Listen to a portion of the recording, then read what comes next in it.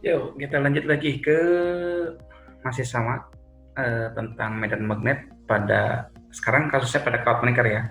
Oh ya lupa ya, kita salam dulu. Assalamualaikum warahmatullahi wabarakatuh.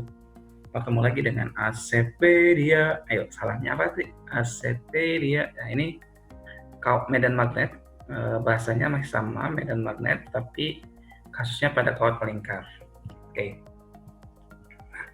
Nah, kalau kemarin kita menghitung medan magnet untuk kawat lurus menggunakan hukum Ampere, maka ada ilmuwan lain nih yang memperkenalkan metode perhitungan medan magnet di sekitar kawat berarus. Siapa dia? Ada dua ilmuwan ya, namanya Jean-Baptiste Biot dan Felix Savart. Maka ini kita sebut hukum Biot-Savart, dua orang ya.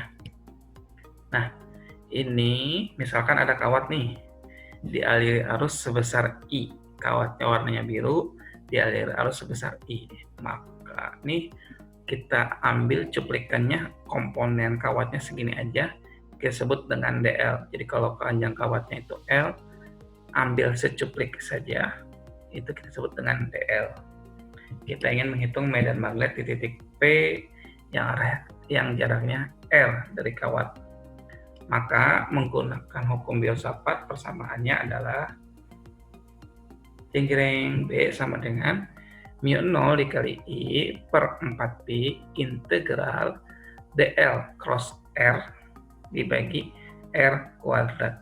Wah, paham nggak ya? Ya nanti tenang aja, nanti juga dibahas ya. Nah, DL itu elemen panjang kawatnya, segini aja. Jadi ini kalau panjang kawatnya itu L, kalau segini aja kita sebut dengan DL. Dan R itu vektor satuan jarak ya. Vektor satuan itu nilainya 1 ya. Oke, kita lihat contohnya untuk kawat melingkar nih. Ini ada kawat melingkar di area arus sebesar I. Ini ke kanan, berputar arah jarum jam, lalu keluar ke kiri. Ini secuplik aja kita sebut dengan DL. Nah, medan magnet di pusat lingkaran, rumusnya sama ya. Rumus Biot-Savart B sama dengan mu 0 I per 4pi integral DL cross R dibagi R kuadrat. Karena ini perkalian cross, maka kita bisa tulis DL kali R dikali sin theta. Cross itu kali sin theta ya. Theta itu sudut yang dibentuk antara DL dengan R. Nah, sudutnya besarnya berapa derajat? Ini kan DL-nya. Komponen DL-nya itu arahnya kemana? Ke bawah, R-nya ke kiri. Nah, berarti ke bawah dan ke kiri. Berarti sudutnya saling tegak lurus. Tegak lurus berarti sudutnya berapa derajat? 90 derajat. Nah, karena tadi udah dijelasin, R topi itu merupakan vektor satuan, nilainya 1, maka kita nilainya 1 aja. Langsung aja berarti B sama dengan mu 0 I per 4pi integral DL kali sin 90 per R kuadrat. Sin 90 nilainya berapa? Ayo.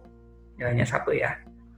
Nah, sehingga kita dapat B sama dengan mu 0 I per 4pi R kuadrat integral DL. DL-nya itu segini nih. Nah, berarti kalau seluruhnya, batas integralnya merupakan, DL itu merupakan bagian kecil dari seluruh elemen kawat. Nah, elemen kawatnya itu berupa lingkaran. Berarti mulai batasnya itu dari 0 sampai keliling lingkaran 2πr. Kita bisa tulis batasnya dari 0 sampai 2πr. Integral dari DL itu L, batasnya 0 sampai 2πr. Kita substitusi, maka nilai B-nya 2-nya bisa coret 1 jadi 2 di sini, P-nya bisa coret, R-nya bisa hilang 1 ya. Maka untuk kawat melingkar, besar medan magnetnya adalah B sama dengan mu 0 dikali I per 2R. Apa? Mu 0 kali I per 2R. Bedanya apa coba sama kawat lurus? Bedanya kalau kawat lurus ada pi-nya, di sini hilang pi-nya. Itu ya. Jadi kawat lurus ada pi-nya, kalau di kawat melingkar hilang pi-nya. B-nya mu 0 I per 2R saja. Oke. Kita lihat contoh soal ONMIPA tahun 2014. Hitung induksi magnetik di pusat kawat berjari-jari 100 mm yang dialiri arus listrik 1 ampere. Ya udah, gunakan rumus yang tadi. B sama dengan mu 0 I per 2L. Substitusi nilai mu 0-nya. I-nya 1 ampere. 2 dikali R-nya itu 100 mm diubah ke meter jadi 10 pangkat min 1. Sehingga kita peroleh B sama dengan 2pi kali 10 pangkat min 6 Tesla. Mudah ya? Cuma segini doang jawabannya. Kita lanjut ya ke contoh soal. Kita lanjut ke contoh soal nomor 2, soal Almepa tahun 2014. Pada gambar di samping, arusnya I sama dengan 1 ampere mengalir pada sebuah kawat panjang tahingga. Kawat tersebut berbentuk setengah lingkaran di sekitar titik O dengan jari-jari 1 cm. Ini kawat lurus nih, tapi di sini ada melingkarnya. Jari-jarinya 1 cm. Besar medan magnet di titik O, besar medan magnet di titik O itu berapa? Kita lihat setengah lingkaran ya. Karena setengah lingkaran, ini kita udah dapat rumus yang tadi ya. Batasnya 0 sampai setengah lingkaran aja, setengah kali 2 PR. Setengah kali 2 coret ya, sehingga batasnya menjadi 0 sampai PR aja. Kita substitusi nilainya, sehingga kita peroleh B-nya adalah B sama dengan mu 0 dikali I, Pi-nya coret, R-nya berkurang 1, jadi 4R, 2 kali 2 itu 4R. Kenapa saya nulisnya seperti ini? Akan menjelaskan bahwa B untuk setengah lingkaran itu sama dengan setengahnya dari satu lingkaran. Satu lingkaran kan tadi nilai medan magnetnya itu mu 0 I per 2R ya. Kalau setengah lingkaran tinggal setengahnya aja. Gitu. Kalau seperempat gimana Pak? Ya seperempatnya. Kalau 3/4 ya 3/4-nya dan seterusnya. Ya. Jadi ini 2 kali 2 nantinya 4. Hasilnya tinggal substitusi aja. B sama dengan mu 0, 2 kali 2 itu 4R. Sehingga kita peroleh I-nya itu 1 ampere, R-nya itu 1 cm diubah ke meter, jadi 10 pangkat min 2, maka nilai B-nya adalah, nilai B-nya adalah Pi kali 10 pangkat min 5 Tesla. Kita lanjut ke contoh soal yang ketiga. Ini soal ONMIPA lagi ya. Kawat setengah lingkaran, seperti gambar di samping, ini gambarnya, memiliki jari-jari A dan jari-jari luar B. Jari-jari dalam A yang kecil nih, dan jari-jari luar B yang besar nih. Tentukan medan magnetik di titik P tengah-tengah jika kawat tersebut dialiri arus sebesar I. Nah, kita analisis satu-satu. Kawat kecil dulu nih, kawat kecil yang jari-jarinya A. Arusnya ke arah kiri, arus listriknya ke arah kiri. Maka besarnya tadi untuk setengah lingkaran kita udah tahu ya. B sama dengan mu 0 I per 4A. Mu 0 I per 4A. Arahnya kemana? Ya, jempolnya ke kiri, 4 jarinya di titik P kemana? Nah, lihat arah 4 jarinya. Keluar bidang gambar ya, keluar layar. Sehingga medan magnet di titik P oleh kawat kecil arahnya adalah keluar bidang gambar. Oke, kita lanjut. Kawat besar. Nah, kawat besar itu yang jari-jarinya B nih. Sama berarti ya, B besarnya itu mu 0 I per 4B. Nah, ini jari-jarinya aja diganti dengan B.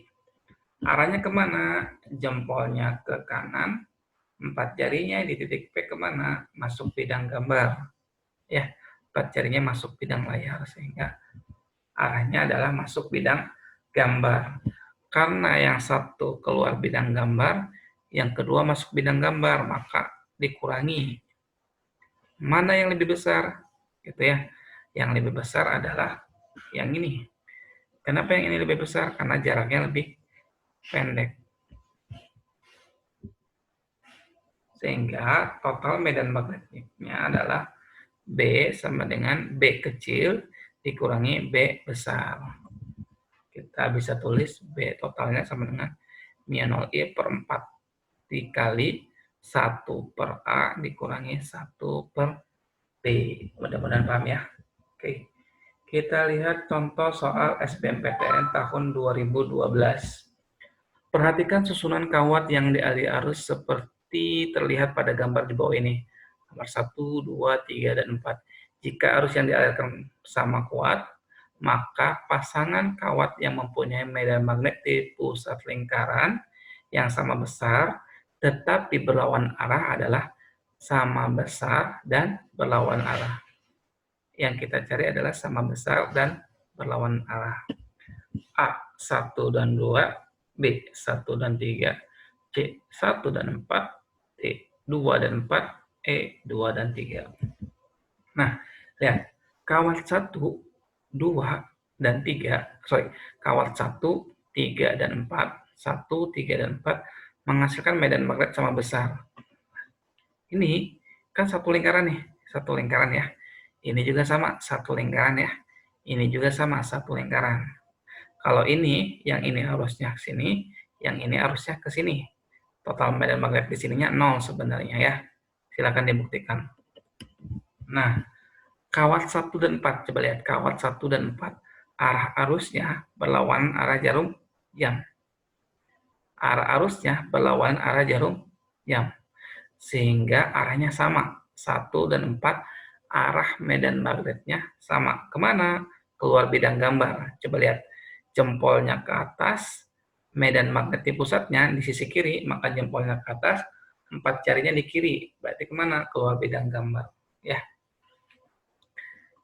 Sehingga 1 dan 4 itu arusnya sama.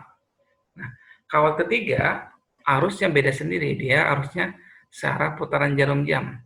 Medannya kemana? Coba jempolnya ke atas nih. Medannya sebelah kanan. Kemana? Masuk bidang gambar. Jadi medan oleh kawat 3 itu masuk bidang gambar. Sehingga yang sama besar dan berlawan arah adalah bisa 1 dan 3, 1 dan 3, atau 4 dan 3. 1 dan 3, atau 4 dan 3. Jawaban yang paling tepat adalah apa? 1 dan 3 atau 3 dan 4. Jawabannya B ya, karena 3 dan 4 nggak ada ya. Adanya 1 dan 3, jadi jawabannya B. Semoga paham ya. Oke.